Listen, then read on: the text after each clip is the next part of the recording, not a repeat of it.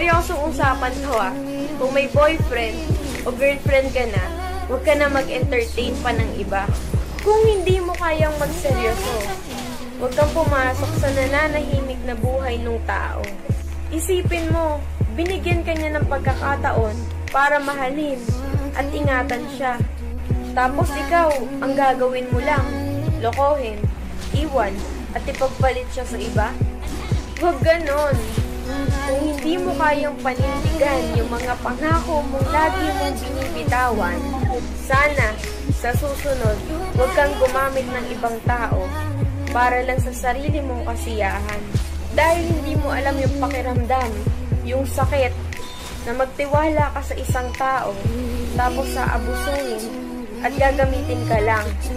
Huwag kang gagamit at mananakit ng damdamin ng iba kung ikaw mismo hindi mo rin kayang masaktan gaya ng ginagawa mo sa kanila.